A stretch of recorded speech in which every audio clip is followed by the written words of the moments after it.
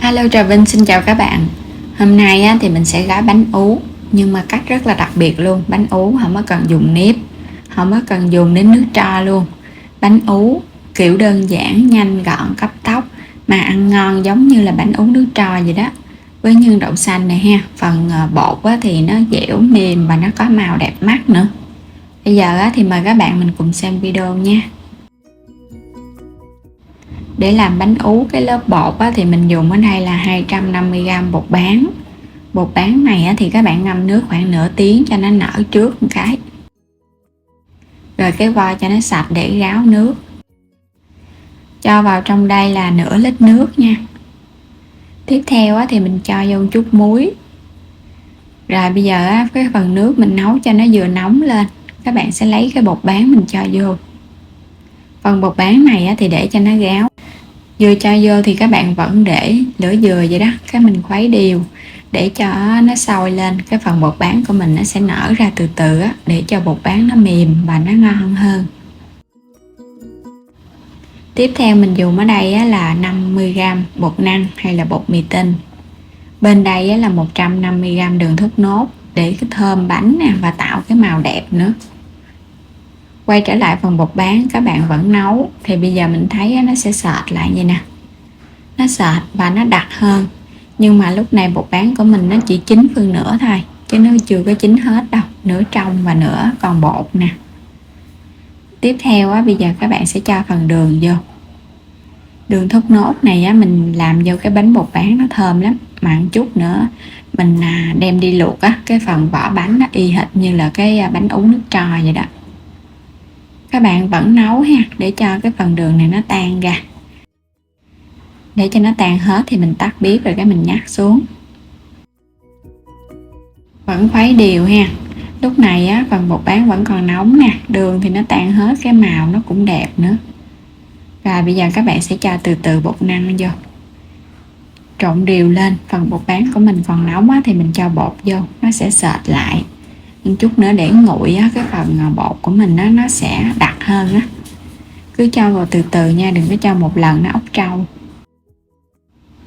Bên đây là mình có 150g đậu xanh vo rửa cho sạch, ngâm nước khoảng 1 tiếng, cho vào thêm là 600ml nước để nấu.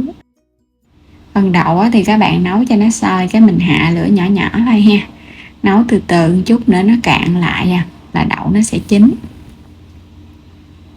Phần đậu xanh của mình vậy là được rồi đó, nó mềm và nó cạn nước rồi mình tắt bếp. Bắt đầu đi xên nhân luôn, mình sẽ cho hết cái phần đậu xanh đã chín vô. Mình nấu cho nó chín, nó hơi khô thì mình xên nhân nó sẽ nhanh hơn, còn các bạn nấu nó còn hơi nhão thì xên nó lâu một chút. Thêm vào trong này 50ml nước cốt dừa và 50g đường, dần thêm chút muối nữa. Rồi các bạn vẫn xên nhân ở mức lửa vừa thôi ha, mình xên từ từ vậy nè, cho đường nó tan ra. Có nước cốt dừa thì phần nhân của mình nó béo và nó thơm, còn nếu không có nước cốt dừa thì các bạn thêm vào đây 1 muỗng canh dầu ăn. Sau khi phần nhân đã nguội rồi thì nó sẽ đặc hơn. Bây giờ các bạn sẽ vo viên nha, mỗi một cái viên nhân khoảng muỗng cà phê nhân thôi. Để gói bánh thì mình có dùng lá chuối và mình thoa vào trong tay nước sạch. Nước sẽ giúp chống dính, tại vì bột bán của mình nó hơi dính các bạn thoa nước rồi cái mình vo từng viên nó dễ lắm, nó không có bị dính đâu. Dàn nó mỏng ra, thấm chút xíu nước thôi, rồi cái mình cho cái viên nhân vào giữa ha, túm đều nó lại. Bột bán nó dẻo và nó có cái độ kết dính, nên là mình túm nhẹ lắm là nó dính này. Qua cho nó tròn lại rồi bây giờ mình gói bánh. Mình dùng cái lá chuối nè, thoa lên trên cái mặt lá chút xíu dầu ăn nha. Lá này là mình trụng qua nước nóng để cho nó dẻo hơn. Các bạn có thể phơi nắng cũng được. Rồi sẽ quấn nó lại nè, mình quấn cho nó hơi tròn vậy nè, giống như cái hình tam giác vậy đó ha. Rồi cái mình lấy cái viên bột mình cho vô. Các bạn sẽ túm 3 góc. Cái bánh ú truyền thống là mình chỉ cần túm 3 góc thôi, để chút nữa mình buộc dây nó sẽ ra cái bánh ú, giống như là bánh ú mình gói bằng lá tre vậy đó.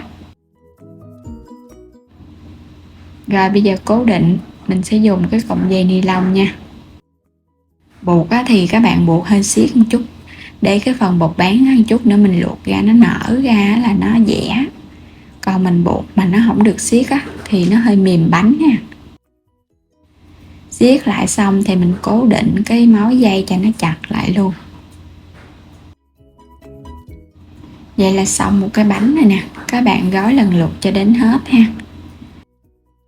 Mình gói xong á, thì mình để qua một bên. Một chút nữa mình sẽ buộc những cái cọng dây này lại. Đây phần bánh mình gói xong hết rồi nè. Bánh này cũng nhỏ, không có lớn quá ha.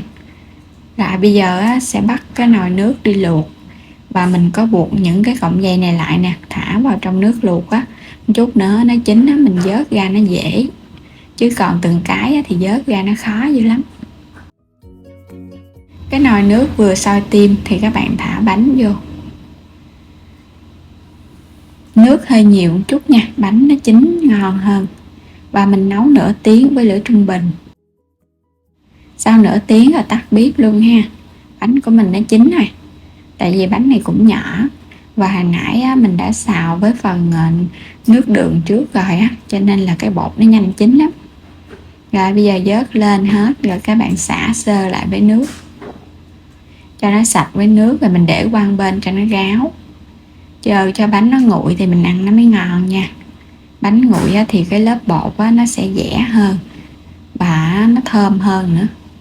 Còn so với bánh nóng á, thì nó hơi mềm chút. Các bạn tháo ra giống y như là cái bánh ú mà mình gói bằng nước tro vậy đó. Lớp bột á, thì nó trong veo nè, có cái màu bắt mắt. Bên trong á, thì nhân đậu xanh bùi bùi béo béo. Bên ngoài á, là lớp bột bán dai dai mềm mềm. Ăn vào nó có cái độ ngọt tự nhiên từ đường thốt nốt. Bánh á, thì nó ngọt đậm đà nè, thơm béo, ngon. Giống y như mình làm bánh ú nước tro vậy đó. Cái lớp bột dẻo dẻo ngon lắm. Mà đặc biệt á, cái cách làm này á, mình cho vào ngăn mát tủ lạnh á, bánh nó không có bị cứng. Thì mình ăn cũng được vài ngày luôn á. Gói đơn giản, nấu có nửa tiếng thôi mà ai cũng có được cái bánh ú ngon này. Cũng không có thua gì bánh ú mà các bạn gói bằng nước tro đâu. Nếu mà cử nếp á thì mình thử cái bánh này, vừa ngon vừa dễ này ha. Mà đặc biệt mình để tủ lạnh không có bị cứng á, thì mình làm hôm nay mình ăn được vài ngày, vừa tiện nữa.